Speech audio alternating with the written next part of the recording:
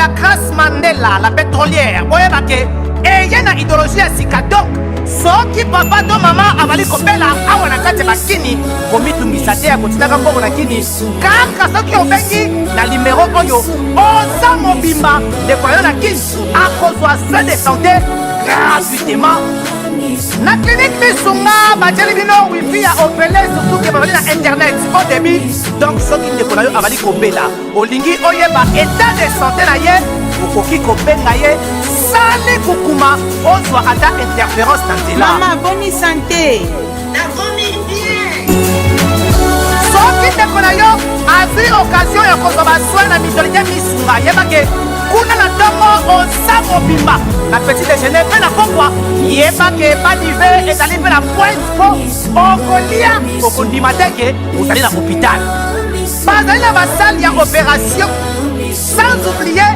test oculaire donc oza mobimba ke na mitole Misunga ekosalaki misu na yo ezonga lokola na commencement na clinique Misunga bazali mpe na dentiste minu ekozonga tumu pia Misunga batretaka mpe cataracte yebake okomona pepele ya mbetolo lokola kaka éclairage public ya New York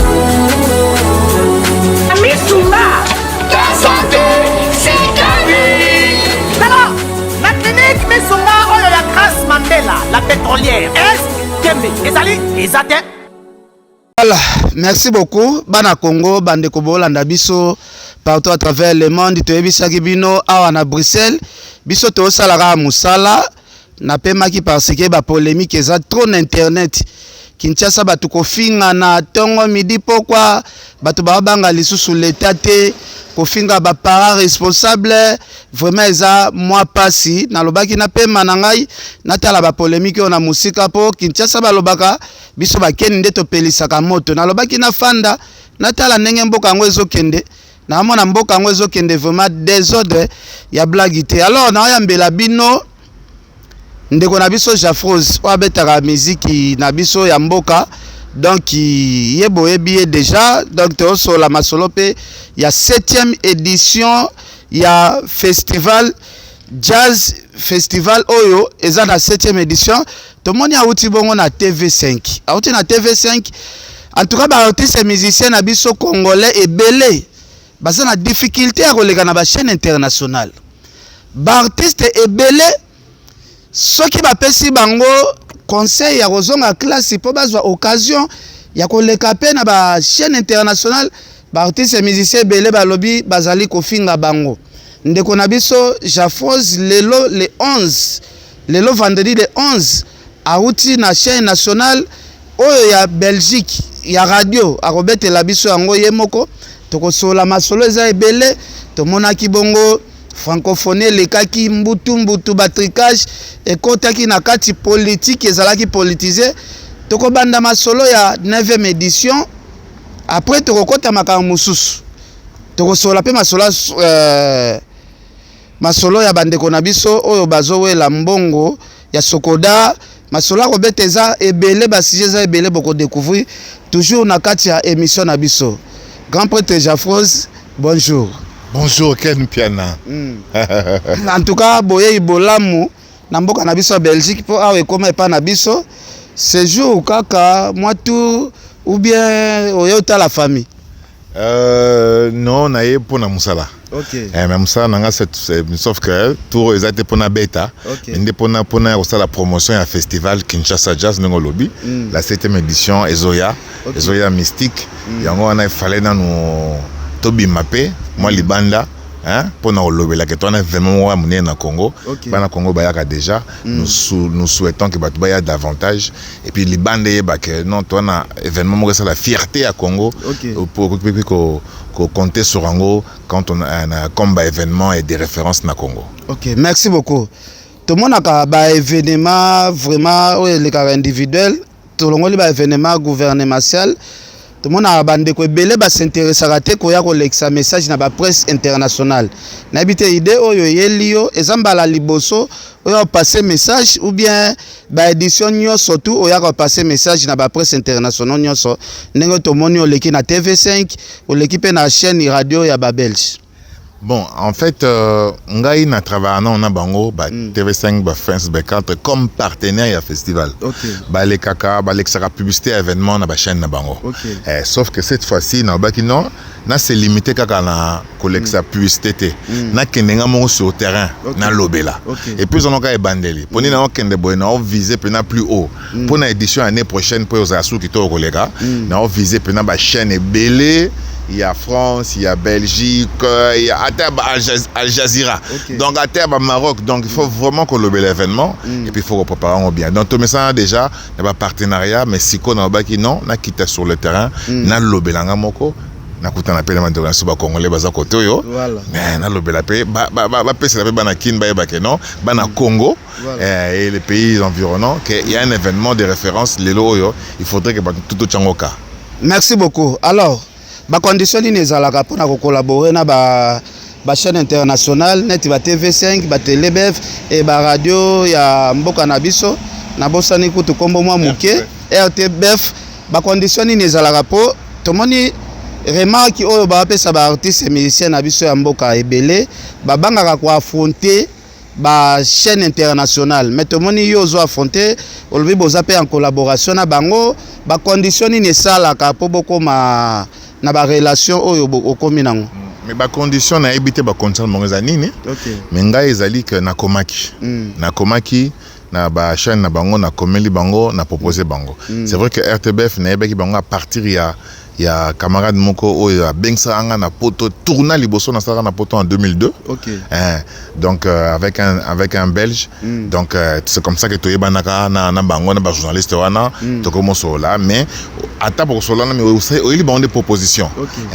donc na TV5 na solara bien na jenangai balufu réalisateur ndé apesa nga ba mail ba contact ya ba to misusu apesa pe moi passe na komi pe ba moni pe projet intéressant donc c'est comme ça j'ai des connaissances avec Batoba RFI Batoba France 24 Bayaka Yakapé na ba occasion de Kinshasa donc comme ça que non au proposer le quoi bien so za na moi contact mail au proposer alors so ba moni le bien ça intéressant pour soutenir et ça on a été na sali espace mona oyaki na Jazz Connection Jazz Connection espace ça qu'on a jazz wana espace on ça on est idée na nazui na partenaire mangai à Tyson to ça l'idée to bandi ba démarche to kina banque Robank to côté le bango projet bandimi ba tchebino là to kesu surtout to appel à projet moko et seulement en Afrique centrale so ba pays Afrique centrale ba o lunga ba projet to commis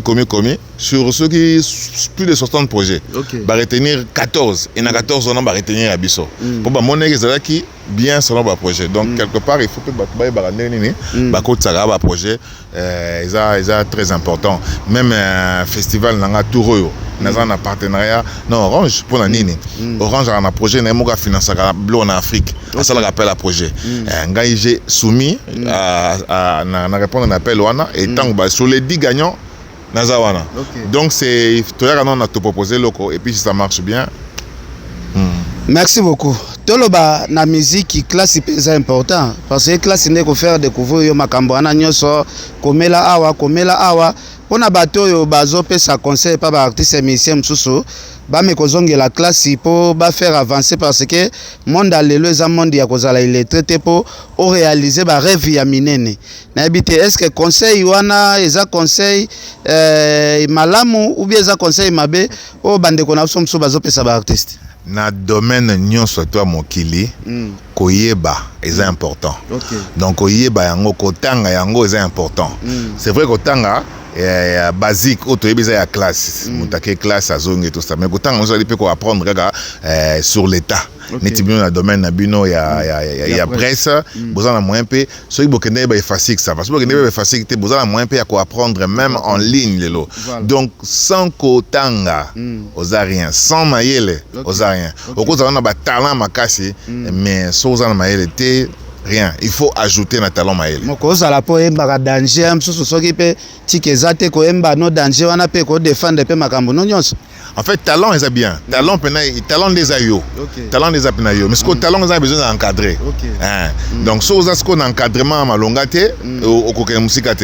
Et puis, talent, encadrement, il faut poser une notion de base. C'était pas bouba au salon n'importe quoi.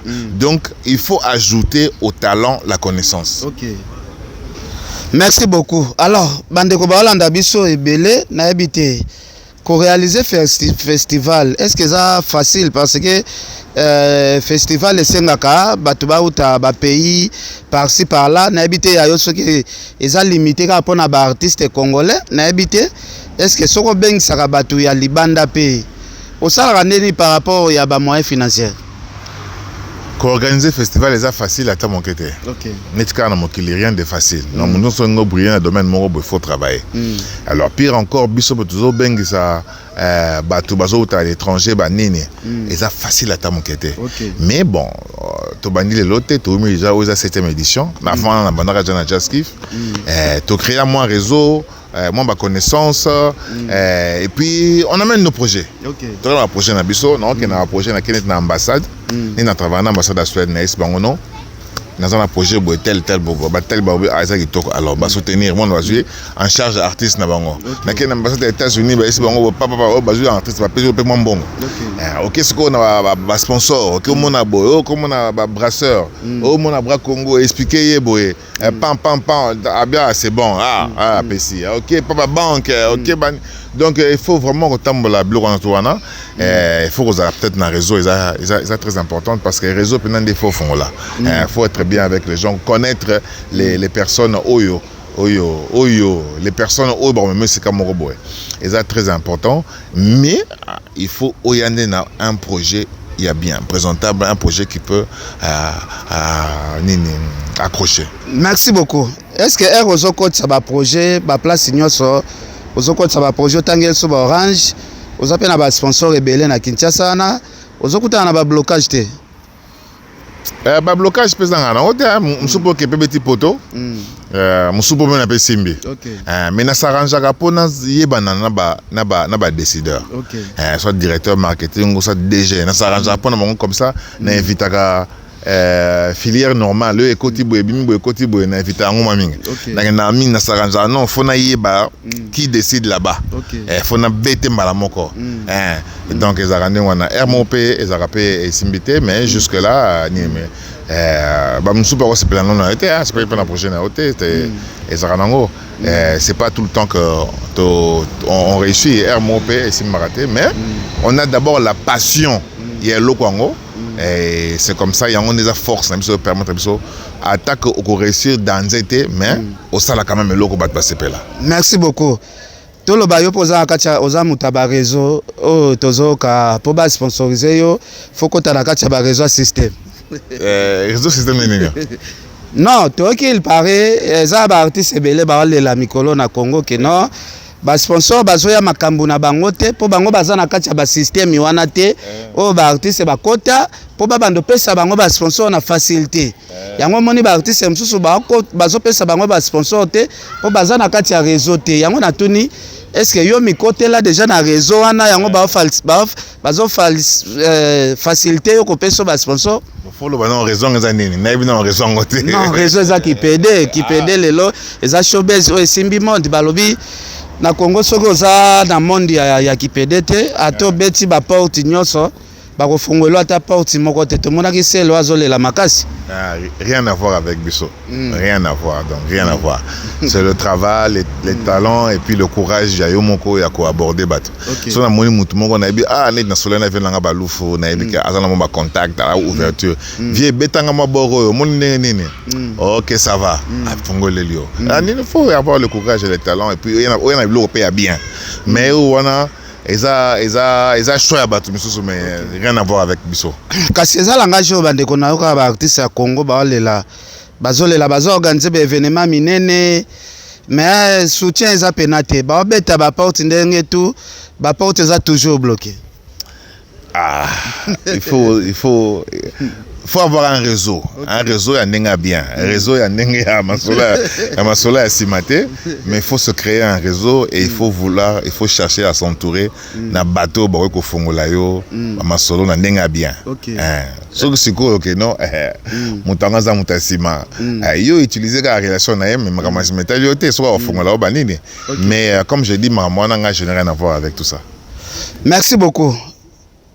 Est-ce que ceux qui ont la place Simoko koluka sponsor pour soutenir l'événement nayo ba personne déjà condition pété ba tout na noté est-ce que coopéra bien na fali pour to ba sponsor ngonyo so bazande ba tafali pour ba ya pena makambu nayo il faut fali andima tout ça là un peu clair parce que awa ya bombezate est-ce que ba si ba personne condition ya retour na est-ce que collaborer na fali bengela so na fali to ba ceux qui besoin na relation bien avant to pesto sponsoriser makambo zo sala.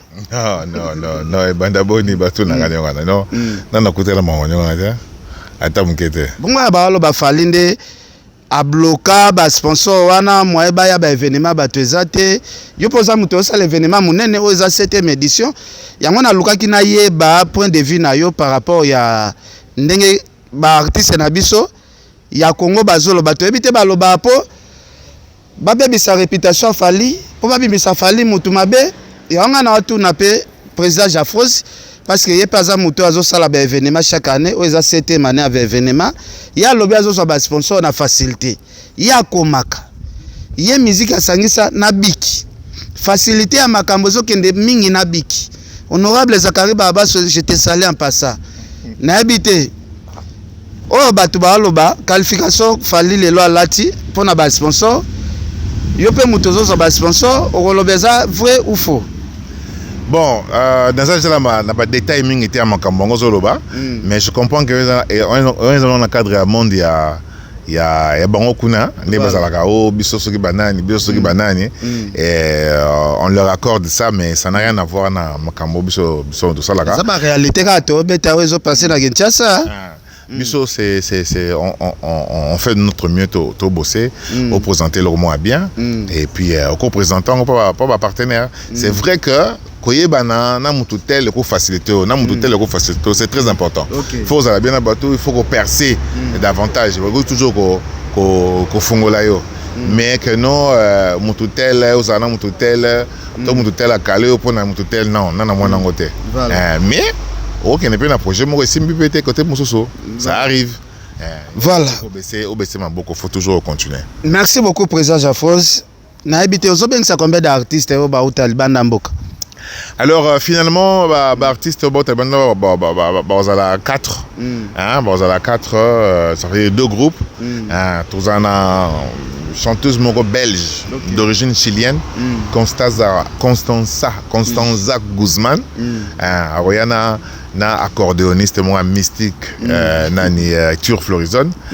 Tu vois une chanteuse moko suédoise, Anna Pauline et paroya na guitariste naie. Donc à part ça, il y aura des artistes du Congo, il y a Joe Frazé, un super guitariste.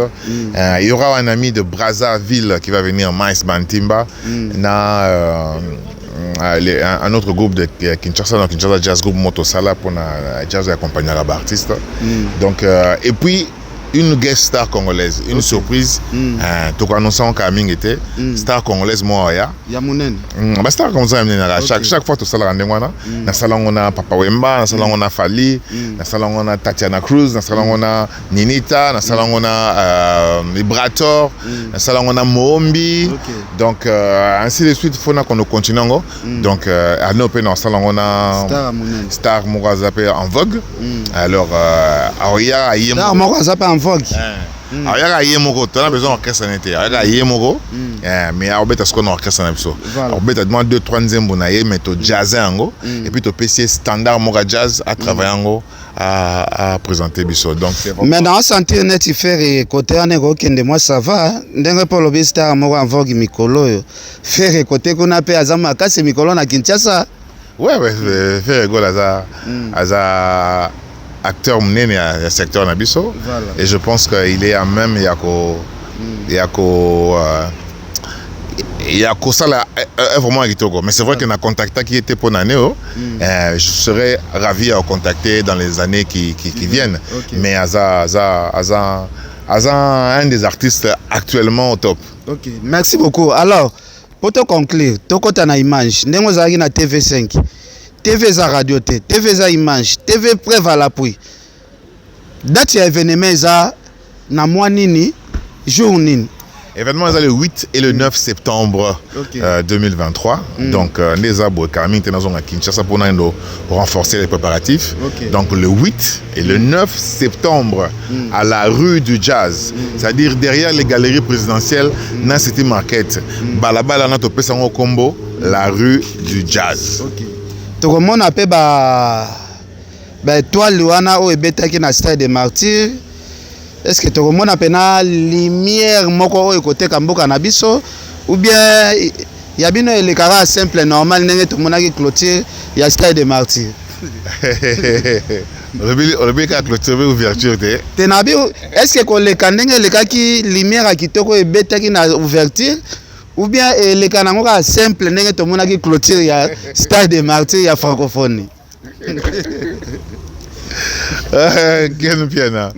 Non, d'abord, tu as un feu d'artifice, tu étais dans le programme. À l'époque, quand je faisais Jazz Kiff, tu as une édition feu d'artifice. Mais tu se contenter dans la lumière où vous avez à disposition à Bisso. L'essentiel de faire un bon boulot, tu vas se retrouver. Mais c'est vrai que pour avoir niveau, il y a des corps où il y a une ouverture. C'est un gros investissement. C'est un grand investissement. Donc pour le moment, on a un niveau en été, mais on fait du bon boulot. Bien. Merci beaucoup. Et là, on va ajouter ça, Tolanda, image de TV5. Quand même. En tout cas, félicitations. Artiste Nabiso. Oh, banga ko affronter TV5, bo contacter ndeko na bino artiste musicien jazz et ko sala biso bien, bo zoape idée parce que ba chaîne on eza ba chaîne o so leki et fungola pe ba horizon makambu et belé. Donc Tolanda image je se retrouve après. La 7e édition du Kinshasa Jazz Festival aura lieu les 8 et 9 septembre prochains. Les artistes congolais de plusieurs pays seront sur scène afin de célébrer la musique jazz dans toute sa diversité. Pour en parler, nous recevons le percussionniste le plus célèbre de RDC, Paul Ngoualeperk, musicien et organisateur de l'événement. Bonsoir et merci d'être avec nous. Bonsoir. Tout d'abord, je vous propose qu'on regarde ensemble des images de la précédente édition du Kinshasa Jazz Festival.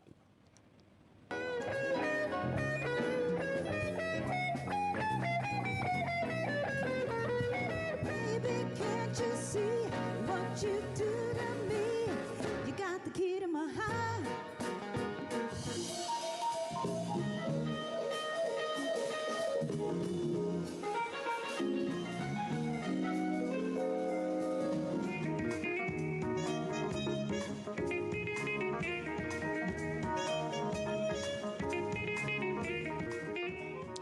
Voilà pour les images de la dernière édition du Kinshasa Jazz Festival. Paul Ngoualeperk, pouvez-vous nous dire quel est le thème que vous avez retenu cette année pour ce festival? Alors pour la 7e édition, le thème principal c'est le jazz et la démocratie. Pourquoi? Jazz et Pourquoi démocratie. ce thème? Déjà, c'est parce que ça coïncide avec l'année électorale en RDC. Et aussi, j'ai été inspiré par Wynton Marsalis, qui avait fait un disque pendant le confinement, qui expliquait le rapport qu'il y avait entre le jazz et la démocratie. Et justement, quel est ce rapport entre le jazz et la démocratie? Alors, si je reprends d'abord les termes de Wynton Marsalis, ils disent que le jazz est une parfaite métaphore de la démocratie. Donc, c'est plusieurs artistes qui jouent, chacun intervient en son tour, mais ensemble, on crée une œuvre commune. Et la démocratie, c'est aussi les vivre ensemble. Donc, dans notre pays, on a besoin de ça. Que cette démocratie ne soit pas seulement un nom, République démocratique, mais que ça soit vraiment du vécu. Et à travers cette édition du Jazz Festival, nous allons profiter parler du jazz qui a pu rassembler les gens dans une période difficile aux États-Unis et pourquoi pas au Congo. Grâce au jazz, les gens se mettent ensemble. Lors de cette célébration de la musique jazz, de nombreux artistes invités sont attendus dans la capitale congolaise. Qui fera le voyage cette année? Alors, nous aurons des artistes qui vont venir des pays étrangers. Notamment, nous aurons une chanteuse belge d'origine syrienne qui s'appelle Constanza Guzman. Et nous aurons aussi Anna Paulina de la Suède. Alors, je le disais, c'est la 7e édition de ce festival. Comment est née l'idée? En fait, Kinshasa Jazz est né en 2017. Alors qu'avant quelques années, on avait lancé le festival Jazz Kiff avec quelques amis. Mais après, le principal sponsor a voulu que ça devienne un festival de musique du monde. Moi, comme je suis musicien de jazz depuis toujours, j'ai dit, mais je veux continuer avec un festival uniquement jazz. C'est comme ça qu'on a lancé Kinshasa Jazz en 2017. Pour certaines personnes, le jazz passe pour une musique élitiste, sélective. Avec ce festival, l'ambition était-elle de démystifier ce qu'il y avait autour de ce genre musical? Effectivement. Parce que vous savez que dans l'histoire, avant, le jazz était la musique populaire. Donc si on parle des années 40, 50, le jazz était la musique. C'est même grâce au jazz que nous avons des formes des orchestres. Mais c'est vrai qu'après un temps, plusieurs genres de musique disparaissent et d'autres naissent. Mais c'est une musique qui permet à un artiste de bien maîtriser son instrument et ça attire de plus en plus du monde. Donc l'idée, c'est de vraiment les démocratiser davantage, donc organiser un événement qui va permettre à plusieurs personnes de venir découvrir le jazz. Le Kinshasa Jazz Festival est-il un moyen pour les artistes de consolider leur statut, notamment en ce qui concerne les droits d'auteur en RDC? Effectivement, parce que le droit d'auteur en RDC, ça reste encore un grand problème. Un grand problème. Quels sont les freins? Qu'est-ce qui bloque? Déjà, la prise de conscience des artistes qui doivent comprendre que ce sont leurs droits. Ce ne sont pas les droits des autres personnes. Ils doivent se mettre ensemble et faire en sorte que la gestion se passe comme il le faut. Sauf qu'on est buté face à des anciens qui ont une façon de concevoir les choses un peu autrement, mais la nouvelle génération veut à ce que les choses changent. Donc moi, je suis le porte-parole de la nouvelle structuration de la société de droits d'auteur dans la SOCODA et nous battons pour que les choses changent. Selon vous, de quelle façon le jazz favorise-t-il le dialogue interculturel et peut-être la résolution des conflits? Effectivement, donc si nous rentrons dans l'histoire, le jazz est né aux États-Unis, dans une période de la ségrégation raciale. Le noir était dans leur côté, le blanc était à leur côté, mais grâce au jazz, ces gens se sont mis ensemble. Donc le jazz aujourd'hui peut se jouer partout. Je peux aller en Chine, je ne connais pas les Chinois, mais ils peuvent jouer un thème de jazz et moi, je peux intervenir. Donc le jazz est une musique universelle qui peut rassembler les gens. Donc moi, quand je joue ma musique, les Français viennent écouter, les Arabes viennent écouter, tout le monde peut venir écouter facilement. Enfin, ça sera ma dernière question. Si vous deviez donner votre définition du jazz, quelle serait-elle? Ma définition du jazz, le jazz, c'est la musique qui vient vraiment du cœur. C'est la musique, c'est l'expression de l'âme. Paul Ngoa Leperc, merci d'être venu nous parler de la 7e édition du Kinshasa Jazz Festival. Ce sera les 8 et 9 septembre prochains dans la capitale congolaise. Merci à vous. Merci. Voilà, bolandi image ya TV5 tolobaki tozonga po masolo kosola eza ebele. Tokota lisolo ya francophonie o tomoni francophonie yango ba polémique ebimi francophonie salema kaka pona bandeko ya wengi. Andeo ya fali tout monika a défilé ya ba musicien ya wenge. Tandis que na Congo tozalaka na wenge te. Tozalaka na orchestre ya ba ressortissant ya wenge te. Ba musique eza na ba ressortissant ebele, ba to quartier la te baza, ba jazz baza ba Leperc. Tozana na ba sorte ya musique ebele, mais to moni participation ya ba orchestre ebele vraiment te. Présent jazz. Tokota na masolo ya francophonie. Bilani no ko pesa biso ya déroulement ya francophonie ou tout ça na RDC. Bon, ndeko, pour un jeu à francophonie, en gros, tous à la quand même fiers de réussir comme ça là eloko moko oyo nano salamate na Congo. Okay. À part événement il y a Ali Foreman, il y a Zaire 74. Événement mususu dansé sur le plan culturel et sportif. Et salami o etiebat wow. Eza yango wana. Surtout tali ouverture wana ndenge port ya Batolibanda et Salaki. Donc il faut quand même tout CP là, tout réussir le locomoko. Mais on pouvait faire mieux avec une meilleure préparation. On pouvait faire vraiment mieux avec une meilleure préparation. Parce que ngai na solara trop na bateau baki na kati wana. Biloko ezaki prévu. Yango nde tenyo sa salami. O salami za muke par rapport à biloko ebele ezaki prévu. Biloni ni soit ezala prévu et salamité. Netika na soirée à ouverture. Biloko ezaki prévu na soirée à ouverture, c'était de présenter un visage culturel congolais. Et puis batou bazala à part ba danseurs bazala ki wana, mais récital il y a vraiment il y a artistes les artistes traditionnels, les artistes il y a Ndombolo bien sûr et tout ça, mais les artistes aussi ou ba musique beaucoup plus exploitée mikolo, ba musique ba jeune et tout ça, ba artistes même biso. Donc vous comprenez, c'était vraiment et le mususu quoi. Mais c'était déjà pas mal ce qu'on a fait et surtout le mankaki c'était donner de la place à les jeunes. Donc, l'idée au départ, c'est une solidarité. Tous a fédéré, tous sangani.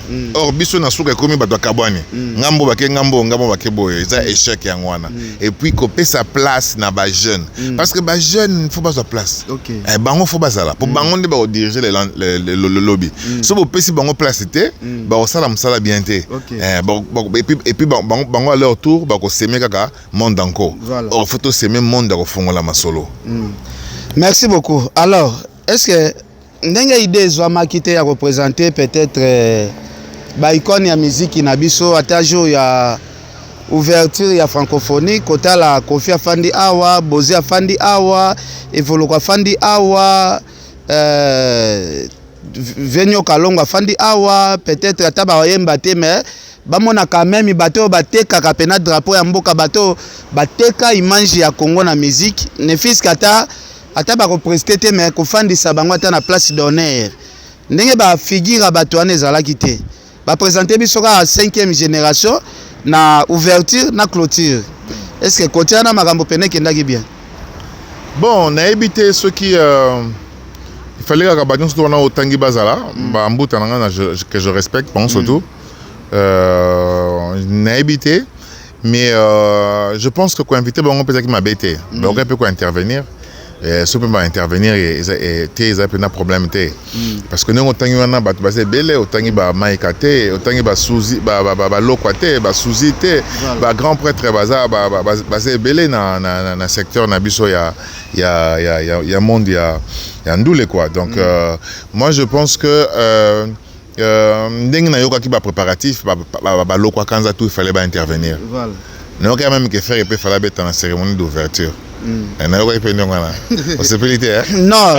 oyoka bongo mais tout moni place à répéter quitter tout moni contrat na ouverture té ouverture eza place mutu po beta il faut ozo 2 mois na bazwaki 2 mois ya ko répéter ba pa makambo nyonso tout eza té dikuka boye ba présenter mutu fallait tout monde ata signe moko ke azalaki wana azalaki o répéter.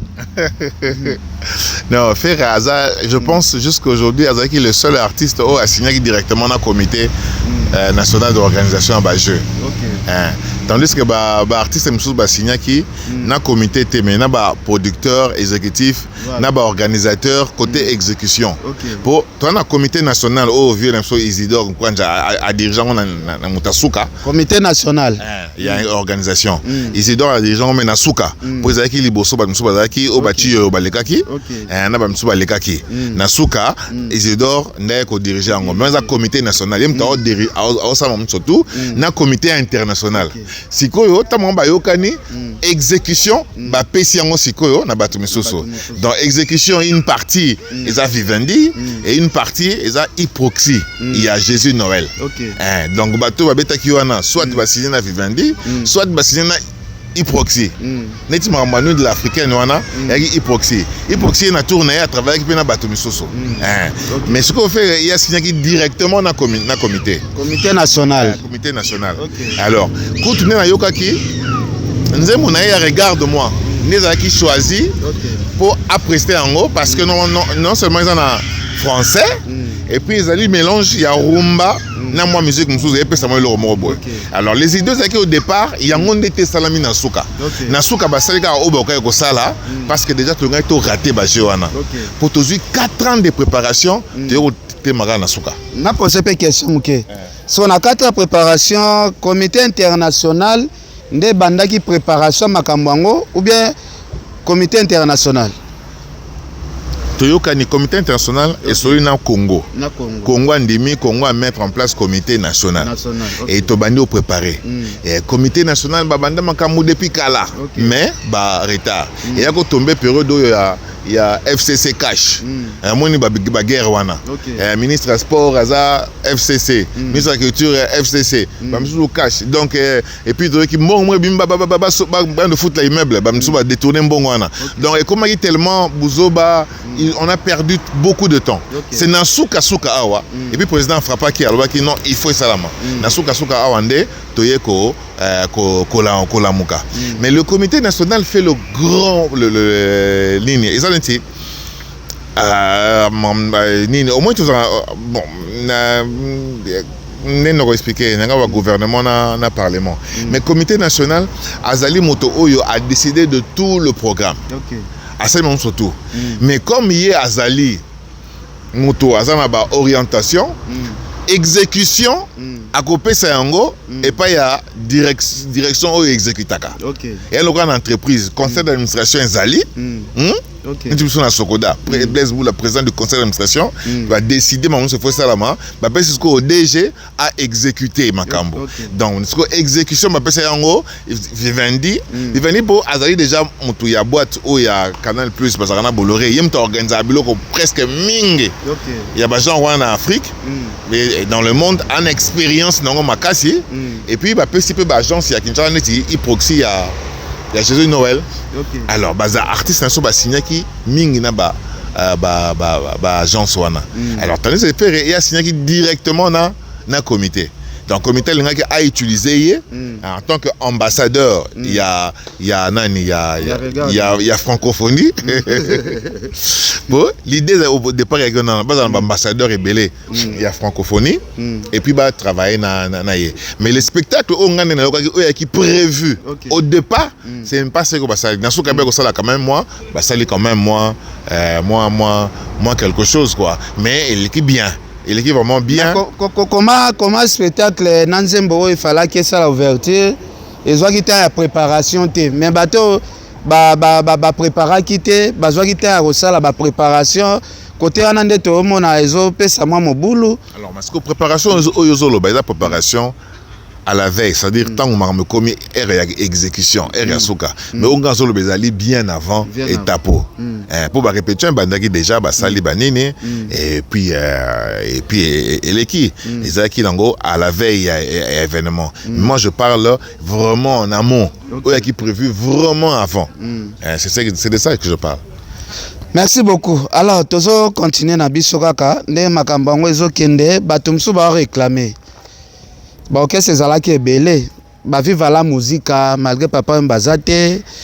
Bah ok ça va venir na souba bozi. Bah ok c'est ça belé na Congo. Maintenant les francophones utilisent beaucoup plus wenge. Wenge kaka ba père na ba na bango. Nabi omoni aujourd'hui les nuits de francophonie. Ezaki eloko biso Congo to bakisaki.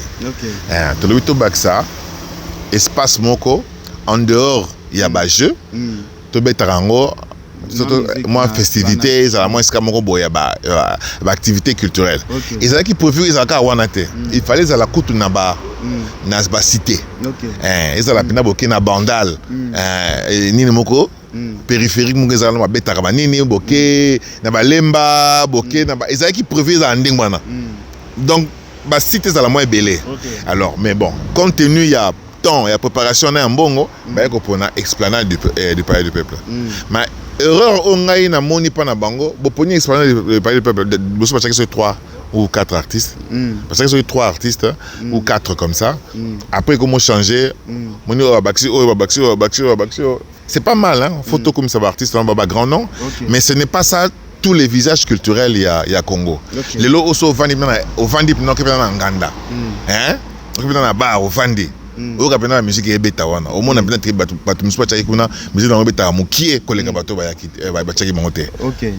donc il fallait qu'on penser na visage culturel et puis lelo ba tant beta la musique to na ba feti on toka o ba feti ba luba ba feti ba nani ya ba Congo ba kinto ni so ke betite na ça la nzambi so iso ke betite feti on so le bien te alors pourquoi pas programmer les bayouda les kadi yoyo pourquoi pas programmer des jeunes pourquoi pas programmer des Céline Banza, des Inos B, des Gali et tout ça. Pourquoi pas? Il fallait qu'on présente le Moko Boye, il y a Congo, les visages culturels du Congo. Et surtout, mettre l'accent sur les jeunes.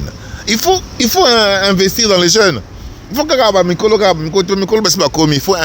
dans les jeunes. Et puis, il manque que bateka qui événement pena bien te bateki ba individualité à bato moi je teki ba individualité y a créé problème et comme yo biso bagola biso bawayo non il fallait bateki les nuits bateki événement non bato baye les gens viennent avec leurs enfants ba nini boye ba ebi que lelo 4 ou 5 groupes robeta ebi que galia koleka bayuda koleka jafoza koleka jiba koleka bani makewe. Donc, et puis ça là donc 45 minutes naïe ou 30 minutes ou 1 heure pam c'est une foire, c'est une fête. C'est comme ça qu'on devrait vendre ça. Au lieu comme un problème il y a 2 camps. Merci beaucoup. Est-ce que le tribalisme est quotidien à Mboka na biso par rapport à monde de la musique? Parce que tout le monde a awa biso tout aux congolais. Ce qui est événement politique et ça soit in Kananga, soit in Bujimai, soit na mboka mususu ya RDC kombo ya JB na héritier zozanga kate ba fête ya minene na présidence kombo ya JB na héritier yango ezozanga te Weranson basali repessage azalaki te na makambo oyo epesaki mwa mobulu koma leader a monene neti Wera makambo boye bosala boche komba Wera mupanzi tandis que Wera ocho passé ba moment moko to mona bato wenge musique maison mais bazolela tribalisme koti bazolingo bengisa bango suna bevenema te depuis bakaseyen bazwi pouvoir wana nga azoloba vérité wana nazoloba oyo nga na monaka oyo natiki na Congo tomoni événement sengatene baartiste baza ebele babina file bagezi mawete bape na basuccès ba inonsibi aza pe na succès tomoni inonsibi babengisi ete toyebi te inonsibi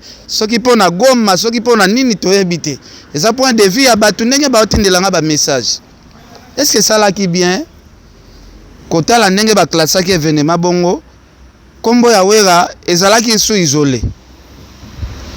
Donc ngai comme na lobby hein, je voudrais pas commenter sur le nom de Jean ngai na lobaka erreur pas dès que c'est bien erreur ngai so na place na bango na nga kina nateka événement et non nateka kombo ya mutu il faut nateka événement les nuits africaines avec les artistes du Congo. Vous comprenez? Les artistes du Congo, les artistes musiciens, artistes danseurs, artistes peintres, artistes comédiens. Donc faire vraiment des activités avec des artistes du Congo.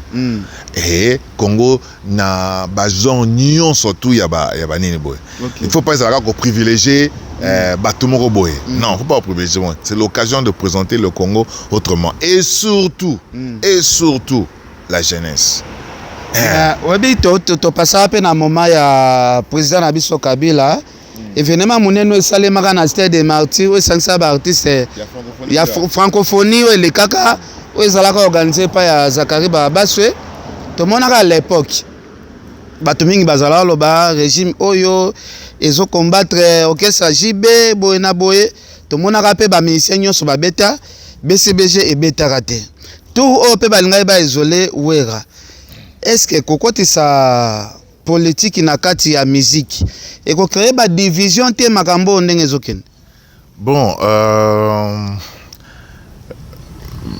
naza na élément belete mamozolo bana mais je pense que déjà tribalisme ils ont combattre ngo faut pas tout telemelango ils ont combattre ngo et puis tout ça n'était pas pour bango quoi bakonzi baza te pour na privilégier bato mususu au détriment bato mususu bakonzi baza pena pour na soutenir la culture en général donc moi je pense que il faut réfléchir prochainement comment qu'on fout là au pays sa occasion na bato nyonso surtout pour na bato bazaka ba occasion misusu mnate babi ke yo azaka na occasion moko boye bato ba découvrir ba grand-père Boziana ali ata mwa mbongo bimaki wana pona ba activité ngake sala epé bien ma bête hein vient na biso Bozi ma bête mais ve Bozi toko lobate ke mutazaka occasion te ba vient na biso Bozi ba sali succès fou voilà basala succès ya succès ba la reine de Saba et bêta hein ma bokilo ba nini basala ba succès c'est vrai qu'après un certain temps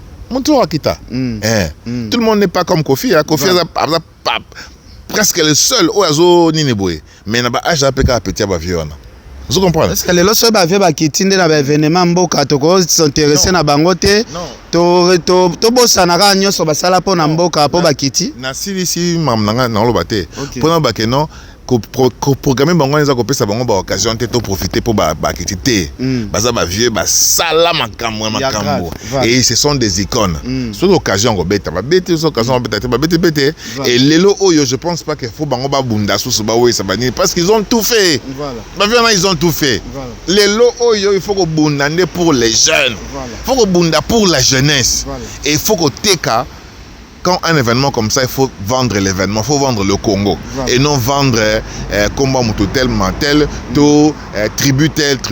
Voilà. Merci beaucoup. Nga appelle ça conseil parce que musique inabiso, ceux qui ba artiste beaucoup mieux landaka ba konzi nabiso mboka.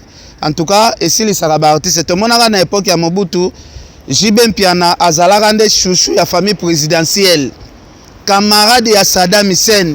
Tomonaka musique ya Jibe ndenge zokende liboso tomoni Mobutu akei ekomi Kabila le père mama Tchala mwana bayambie na maboko mama Tchala mwana waza wabimisa ba eva danger mama Tchala mwana atikaki voir même musique po soutien ya présidence ya papa na biso musée mafuta mbongo emataki eti na zolo abosanaki na kobimisa ba album toye komona président Joseph Kabila ye kune komaki nde soutien ya wera total Joseph Kabila era kei awa tomoni nde kosila total ya wera tomoni awa pe na époque ya Fati awa héritier wa Tana Benda komi mafuta nyoso ya nzoi ya zomela na zolo toyebi te soki régime esili sort ya héritier wa Tana Be kozala na niveau nini ngana wasenga ba artiste musicien bo se concentrer na musique ole ya kolanda ka ba soutien ya ba politicien et comme sera musique faible et kiti sera musique na biso président Jafros tozokendeka pona ko conclure na dossier oyo avant tokota na Sokoda oyo bato bazowela bambongo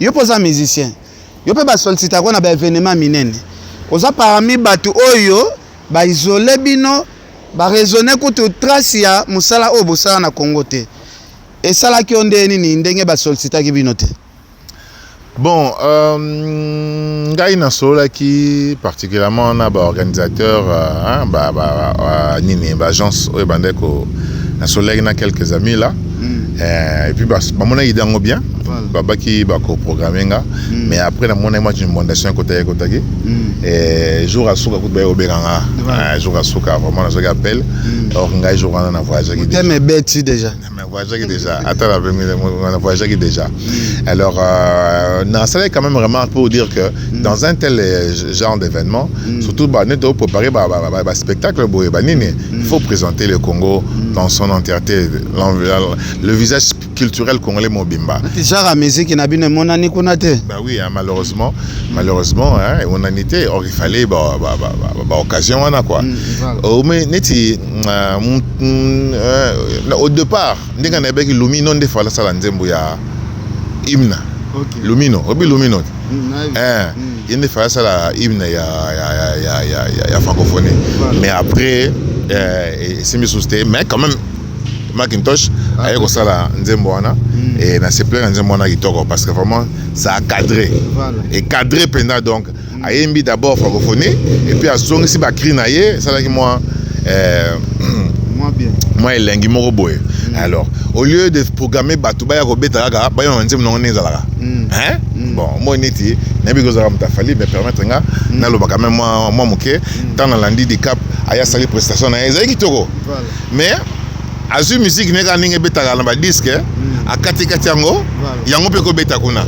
Na mabanga na banini non.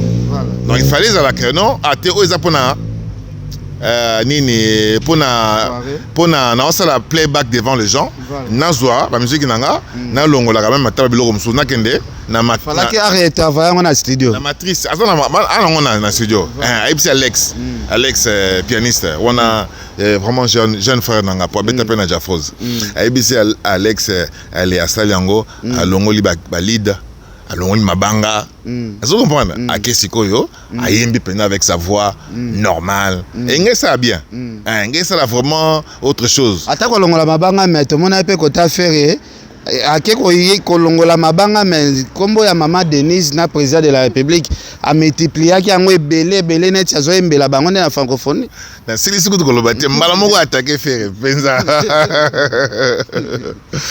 ce sont tous des amis to sola bien alors nando lobake akai ko préparer en pona prestation en live. Donc a beta playback mais avec sa voix live à préparer ndenge mususu ndenge nzele wana ya Braza ya France iranienne à Lobaki. Alors Ferré par contre tant à bandi ko yemandembu ya est na sepela kiming. Après wana sali faut ça regarde moi na sepela kiming. Mais après on talaka maman boye maman Denise. Côté ane betisi bato belé moi mabako hein. Ah, c'est pas le cadre, c'est pas vraiment le cadre. Voilà. Donc, Ndemba est elengi, je de moi elengi, Luka et tout ça banine. Après ça Ndemba na yo ya, est-ce que tu as compris et tout ça banine mais ayemba qui refrain en côté, a sali juste bah couplet. Moi je m'attendais que refrain, au sali Ndemba, au sali refrain, au même si refrain té après comme ma bang banine. Et moi vous avez pas obligé de faire cette Ndemba. Voilà. Té au cause appelle au yemi penze muna ote au créer nzembo sika pour la circonstance ndi ba ça qui Macintosh vous comprenez ou bien au yembi ayo tout ça banini mende na cadre on a beau été président faut remercier président mais et comment qu'il y a un peu de trop et comment qu'il y a un peu de trop il faut qu'on faire la différence entre concert na mozo beta yo mozo mena fachi na na cadre wana na cadre wana il fallait quand même moi non on avait besoin d'un autre message. Merci nalinga na tuna question est-ce que na ko tuna motuneza yo bianeza nga merci beaucoup pourquoi bino ba artiste musicien ceux qui présent à pouvoir ben mission nyonso boko bwaka e banzembo nyonso boko yembela e ceux qui alongwe bobo sanie to mona lelo nga bulaki ndenge faire azo yemba président Fati msupe musicien msupa ko ya pe ko yemba Kabila po asunga ki pe ba musicien pourquoi bobo sana mutuka soki akei c'est que Fati pe o ezana ngo flatterie po azana kiti pourquoi bobo sana ka bango ka soki balongwe na kiti wana bon bat bako bosana certes mais le ka bosso faut bananu tant mutaza à l'honneur en a pouvoir en a place faut lui rendre hommage. Faut le respecter et c'est tout à fait normal. Là, on a photo du président Zakanaba, ba bureau ya batu presque nyonso. Mais ceux qui azasu na pouvoir ranaté, ba photo longwaka. Mais faut que ça toujours na moi reconnaissance na bateau. Moto asala ki o malamu o reconnaître ngo ata a comme na période ya difficulté. Et alors mais maintenant biso to sto mesala mboka moko oyo batu ba vivre kaka na jalelo batu vivre kaka na mabanga donc ce bazi occasion ya ko komisa moto na ba bike un mois eloko robima yo poso embela président moko ya mboka nzembo te so bwaka ta libanga na nzembo no ceux non na bakité mais ceux na roloba ils ont des gens qui na roloba que non na yembi na plus exemple et puis j'appelle les gens à l'unité blo mandengwana mais que na mandoloba boye ngobila te jamais et ça la bino sonité boya na mikili ya poto botambola partout en Afrique le seul pays où yembela ba président na ba gouverneur ezalaka RDC pe koyemba ngo pe zalaka ya grave ata mboka banzela etongami te ata population azolia bien te ata classe ya malonga eza te ata université baetudia baozanga ndenge ya kotanga mais jalelo oyo bino bozwaka bopesaka bakonzi na biso na bamboka mosusu oyo botambolaka ezalaka te esalaka baartiste sonitaire bobimaka libanda mboka. Mais moi je pense qu'il faut ça la sonner. Il faut ça la sonner. Oyebi phrase moko Facha Lobaki, bon, naki na ebité soki zaki mtalobaki mais mtalobaki abaki amoko population, il fallait la dure envers Bango. Au lieu batoba acclamera Bango boy. OK. Il fallait réclamer Bango koutende musala parce que ouais ndenge to basala bomba jalo loana. Phrase mo lobaka ngona. Mais na tikale ko ko mbote balbaki lobaka ngona na au cours ya rencontre moko. Et malheureusement phrase ngo base politique nae ba exploiter en côté. Il fallait ba exploiter en biso to ba tout mon photos à la dure envers nos officiels. Faut leur respecter. Ko finga bangote, ko respecter bango, mais vous allez dur. Tala yo na Belgique. On blague pas bon, moi roi coûte qui paraît pénalité pour à Gérard na été, mais au premier ministre, au ministre tout ça, OK France et tout ça. Gilet jaune, n'habite que tout comme un gilet jaune, mais on blague pas. Donc mutaza wana pour travailler. Et là monter au sala, il y a offert la marque nae. Pour président normalement président asa censé asa la richité. Voilà. Tant on là où akabela ba tumbongo ba akabela mbongo tu vois. Il va foutre dans l'état. Vous comprenez? Amour ça projet moko boye ba PC montant. Donc bien on se faut hollande là. Voilà. Donc dans zone la parole il y a vieux mon père au tétanganda au lobana en rapport avec Raïs Ninga Tika na espace amené non ana banini na créer banini. Donc quelque part on surtout eza pena normalité. Il faut de comprendre ok libanda talent to vandi talent to tambola mon mboka mon propre o boye ma propre mai ba ngote ba propre courant ba ngote likolia eza problème te biso ko to bo lia bien te to lia bien te bana ba otanga malonga te facha meki wa gratuit d'enseignement milinga or c'est l'un des projets les plus importants na Yangwana. Il faut bunda soki ko za la réélé projet na faut simba. Vous comprenez? Hôpitaux et ça la raté. Na que le cas neti maternité et comment au félé pour la maman ko bota. Soki kana braza en face. Maternité na hôpital et ta ba futa ta. Voilà. Soki ko bota, o futa te. Même ba awa tout ça, o futa te. Vous comprenez? Alors bilo kana tout, il faut ça nano. Tant que tu m'entres normalement on a les bandas quand on rentre il faut changer. Alors il faut pas biso comme que non les musiciens devaient être en dehors de tout ça. Voilà. Les artistes devaient être en dehors de tout ça.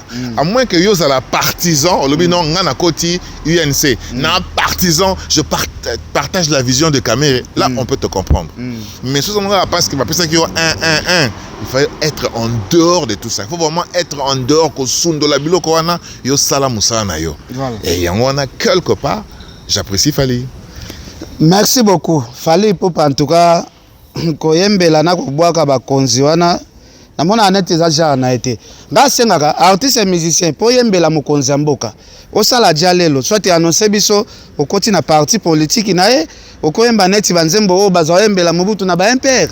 Parce que ya koyembela mokonzi mboka na ba album o biso to somba to tiambongo na biso to bando yoka yozo yembela mokonzi mboka waneza ko saka na biso bato to zorata yoka bino kendo yemba nzembo ndenge ba yembela mobutu na MPR lokuta monene wana patriotique sala nzembo na yo patriotique te ya parti na bino sala nzembo na ya parti na bino wana oza cadre nzembo ya parti na biso na yebiango okabole on pa ba parti na bino mais yo sala album to yepina otala boy ngobila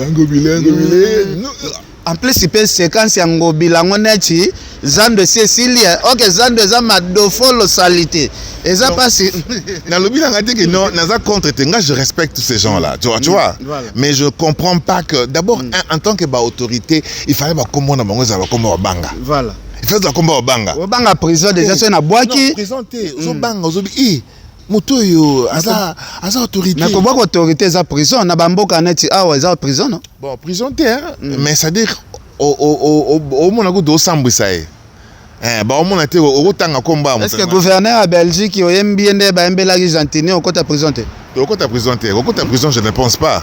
Mais et bandaboni. Yemo on s'est platé à Osalora, oui ma tête en prenant ma salara à Salara beaucoup. J'ai beaucoup la boaka. Ma tête en prenant un disque. Ma tête en prenant à vendre le benga à Tinda Kyoto. Au baginga pour l'année. À before on la comboana. Parce que disque c'est bimi. J'ai beaucoup la ça une à côté kandem. Eh ma tête tampon la bi non. On veut beaucoup la vie mais non ils a qui n'a pas beaucoup sur moi n'a pas beaucoup la bain à boyer ango. Tu vois, je pense que c'est le seul qui peut faire ça en ce moment. Mais toi il paraît qu'Atumba moi qui peut bengisa Adolphe après Kobimisa Nzembo libanga ezala na kati ya bengisie vient na so tata bulene tchakio liala akoma pena na lupanga matata ponyo oh mais c'est ouais hein va bolongola na wasapatu wana Fimbu fi. Bon, Kobetane, il n'a pas droit. Il n'a pas droit à Robert Samuto. Voilà. Donc, moyen légaux, ils allaient. Pour n'en être maintenant, un mec bien fait, la justice. Il faut que nous moi, qui frappé, mais non, en public. Voilà. Et maintenant, Robert en public. Donc, il n'y a pas à cause de ça. On a cause de que non, Ben Samuto, Fimbu. On est à la démocratique. Mais il faut vraiment te comprendre que ils ont besoin de respecter Bango, mais ils n'ont pas besoin de rendre Bango. De rendre Bango le rabat, tout le monde inutile. Même pas Banzambé. Moi, je ne vois même pas Banzambé. Tout le monde a sans valeur. Pour beaucoup de temps, comme on local, oh, il fallait pas en respect mon boy. Il fallait respect mon boy. Et puis, lorsque Baosala Moussala bien été, il faut qu'on attaque Bango en solo. Au lieu où tout ça. Moi, même période de Moko, et ça l'a fait, ça l'a fallu. La période il y a Kabila. Les deux là, ils intervenaient pas dans le bloc. Pourquoi? Parce que que la diaspora bako chabango pression mieux vaut pas éviter bon malgré qu'il ait changé moi mon c'est quoi donc il faudrait te comprendre que non tout respecter le président tout ce qui a bon ça na bango côté na bango mais tout ce qui a vénérer bango so ndenge et puis tout ça ça bango na banzembo et puis quand ça marche c'est pas tout le bango vérité. Ah oui merci beaucoup. Alors artiste kaka o basala bajalelo baolia mbongo na facilité babengisa bango bakota présidentielle bazo basomi moko bambongo oyo emsu bakoka bola pe 10 artistes ya mboka na biso o baokemba baoluka mbongo wana pe ba se retrouver balesi pe bana na palais to moni guerre ekoti na Sokoda kuna ba artiste bazolela makasi na ebite makambo ezoleka na Sokoda ekomi kopesa na mawa bango kuna bazolela babi bato bana ba Eva Malonga te ba disa tipo to moni ndeko na biso japonais na ba commentaire ba komi babi ah na japonais pazo tia matata japonais bimisa Eve nini mais japonais pa tunaki adresa tipo o azozo mbongo ebele na bino pe ba président Jafros japonais tuna ekaka bino ba pesa bino ba mbongo ebele na ba Eve nini ya Malonga oyo bino bosala na Congo po Sokoda kuna bapesa bino bambongo ebele bango bapesa bango ba 300 na ba $1000. D'abord to préciser que ba image etamboli wana za mamba Sokoda te. Za mamba Soneka. Soneka ezali société de droit d'auteur o ezalaki avant Sokoda ya. Ezalaki yango ekufaki. Tango ekufi ba créer Sokoda.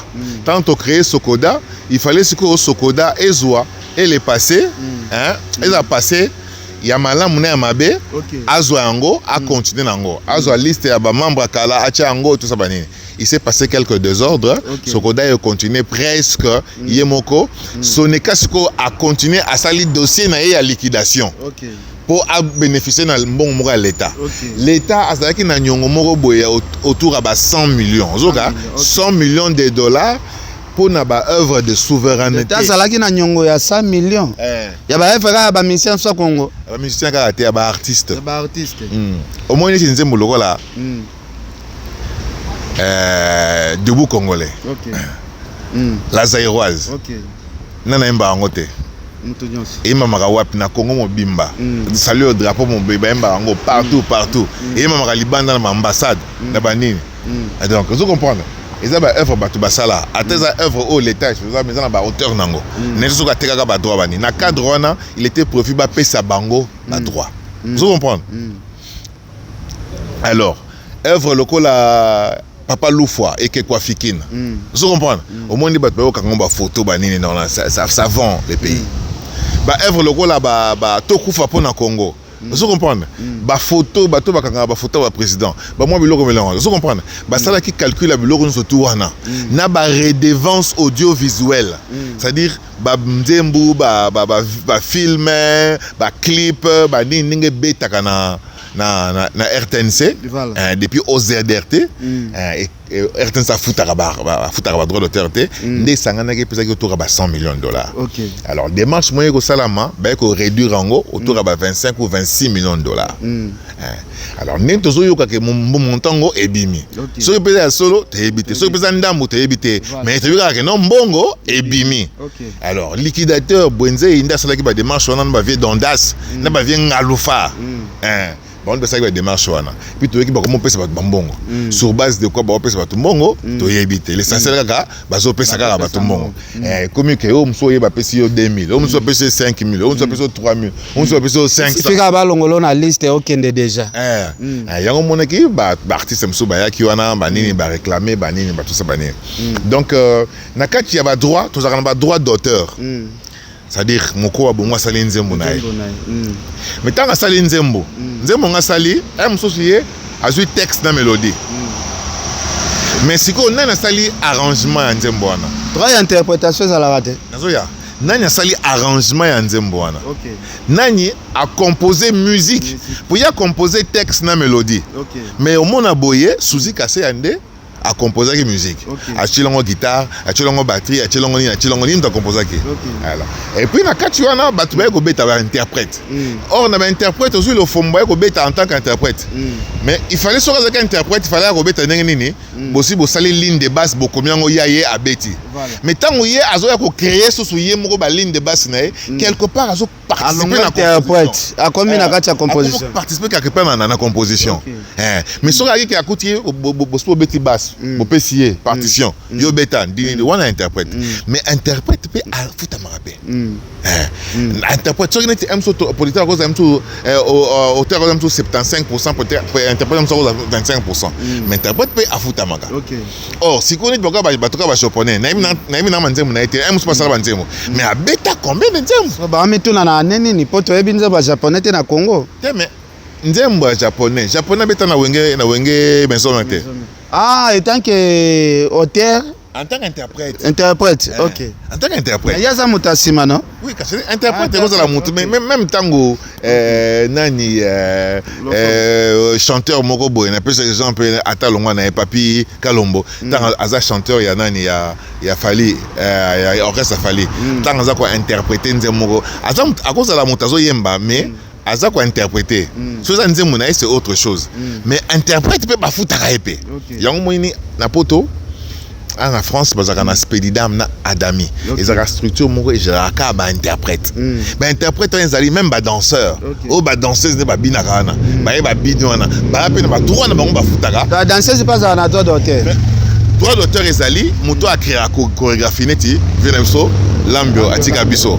Yem ta créé chorégraphie ba Edi Mboyo et les autres a créé chorégraphie ba Jacques Bana a créé chorégraphie. Mais moto azako ko interpréter chorégraphie na ya zobeta ya ala pe na droit na ba futa. Donc bango so ba futa bango. Or neti obi nga na bando quand ça peut Adrisha azana rien.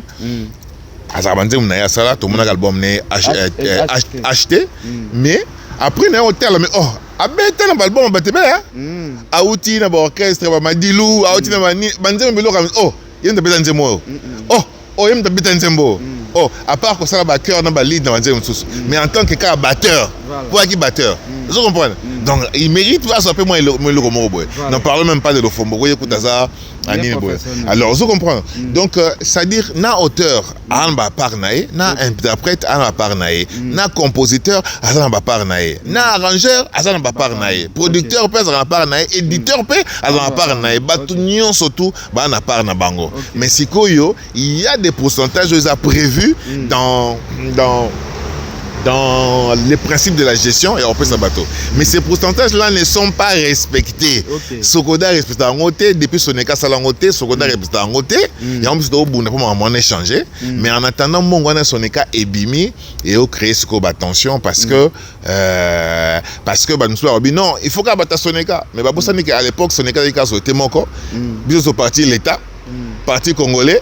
Tout le monde est à Soneka. Ce que à tout côté Soneka, tu m'as dit que tu es RTNC. Voilà. Film RTNC. Mais redevance soit là. Il faut pas foutre taper nayo. Donc c'est ça. Il faudrait que la mieux structuré. Et structuré et on a conséquences. Merci beaucoup. Est-ce que avant bandoka bolambongo babengisaki ba papa na biso ya musique ite batika neti ba père ya musique ya Congo neti ba Kofi ke to ana mbongo moko awa est-ce que ko pesa biso idée te pon na bi Kofi Olomide na Congo baza ba artiste ya masekite par côté ba Eve Kofi aza ba Eve belé est-ce que babengisa neti ba mambili ya belte wa lobi azalaka na plus de 300 chansons et ça la succès grave. Est-ce que bazwa ki bango na noté avant basa la répartition mbongo wana bayoka na idée na bango? Bon, koyoka idée na bango ma bête mais c'est pas ça. Le principe n'est pas là. Le principe est été parce qu'ils sont fous.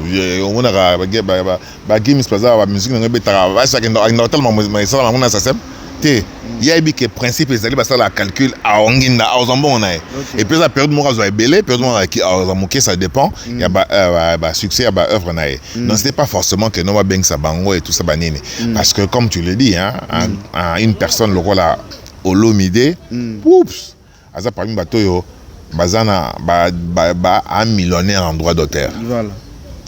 Un millionnaire en droit d'auteur dans Congo mais en réalité azorangote il vit des droits d'auteur à Libanda. Ce Congo ba droit d'auteur maintenant comme il est faux à un millionnaire en droit d'auteur. OK. Maman Bilabel par contre a un bon belé en tant qu'interprète. Pour banze mo belé. Oh toyeba ya kala, oh abeyanga, oh ba Nairobi, oh ba nini izaka été. Donc bazala pesa ya kopesa. Bando komela e. Donc kopesa a côté ba koma. Parce que normalement ba pesa mutu nzembo te. Bato faut pas comprendre le quoi.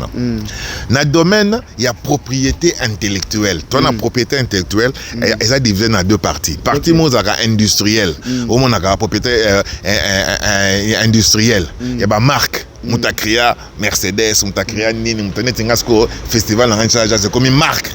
Voilà. Mais à côté, on a la propriété littéraire et artistique. Où il y a bis au domaine, il y a artistique, il y a ma création, ma œuvre.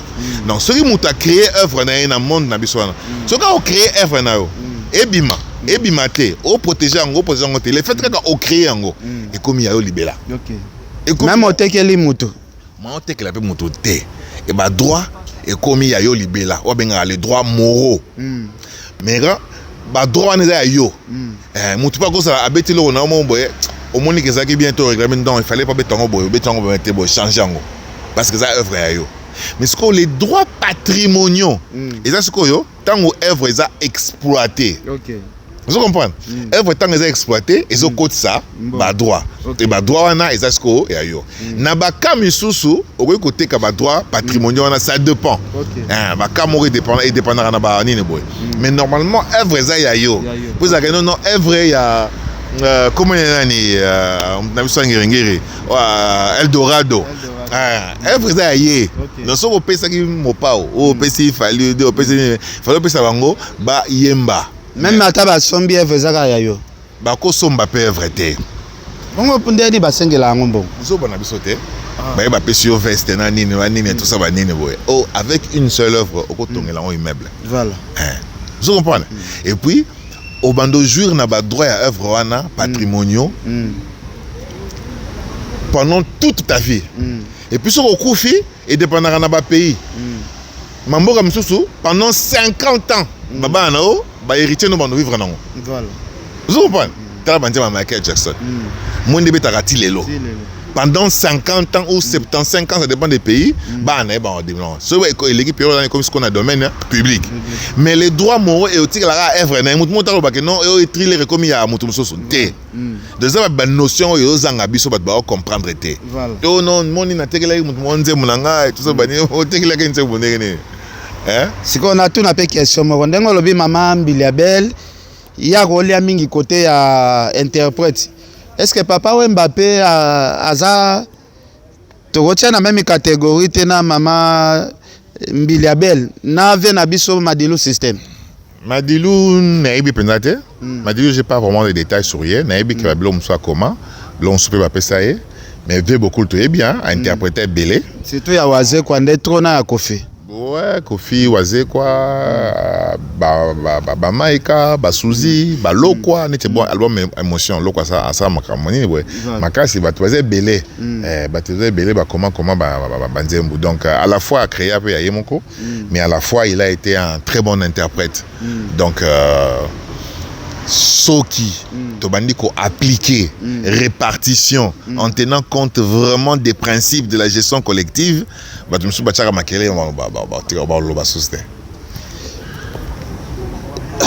nakolo banini bato ba réclamer ba droit d'auteur na bango na ba interprète banani oyo tokope sa valeur makasi. Non, on tout a un droit nae. Soza auteur, aux auteurs. Soza interprète, aux interprètes. Il faut se connaître à la répartition en tenant compte des principes de la gestion collective, de droits d'auteur et de droits voisins. Et ça va bien interprète un droit voisin. Voilà. Droit voisin, donc c'est-à-dire on tout a un droit nae. Voisin, même na producteur bénéficiaire un peu na droit voisin, interprète et tout ça. Donc Moutaleki, Mouninga, Azate. Mais c'est vrai que na pourcentage auteur, éditeur, ça a un pourcentage dans l'écolo. Interprète, c'est un producteur. Donc il faut tout respecter le principe. Donc tout le monde, nous sommes interprète, mais interpréter tellement trop. Voilà, merci beaucoup. Merci beaucoup, grand prêtre Nassi. Tu as commis dans la émission Nabiso, Sœur Poli Lumba, Vieux Mbata, Oncle Patrick Amicia, Maman Julienne. N'habite par rapport à des autres aux les kakuna et quand na ba réseaux sociaux conseil ni ko pesa makamba Congo ezo bata mal soute ba cuisine interne ya makambo ezo bimara chaque fois na réseaux sociaux. Non, moi je pense que Bitumba Soneka na des autres dans Sokoda et ça parce que moi tant to bito comme société privée tout ça mon namso un mon l'état tiki biso trop tout ça mon namso mon animo boy na makambo l'état facha maboko. L'État pena facha maboko. Acha pena maboko acha ordre. Pour kaboye mointe. Merci beaucoup. Na habité mot de la fête Rosanini. Joël Salambe batne ko balandi biso ebele. Mot de la fête Rosanini pour te conclure. Merci beaucoup pour l'occasion to kuta na bela. Ba liboso to kuta na bela et ça les bien moi bien. Alors le 8 et le 9 septembre à Kinshasa, Banakin, Bana Braza, pour na Braza Mai Saroya. Superbe artiste musicien. Toya, la festival Kinshasa Jazz. Et on a bien. Grand frère Nanga Willy Mouchina Alinga Jazz fort. Na mutunanga Ted Tendai. Ted Tendai Maboko Banki. Alinga Ango fort. Ticket, Keti, na pesio ba gros bisous. Vraiment na base Mobimba.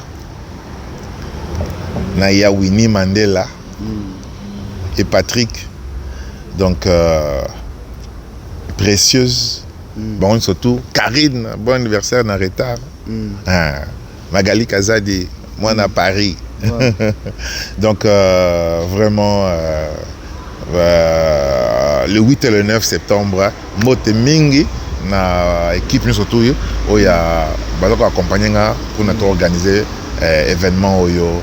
Je pense à Amos, à Tyson, à ma fille Rebecca, à Claver, à Jonathan Bilari, à Bahati, à toute l'équipe vraiment, je pense à Dido, Jenny, Brenda, nous surtout vraiment pour le travail que vous faites.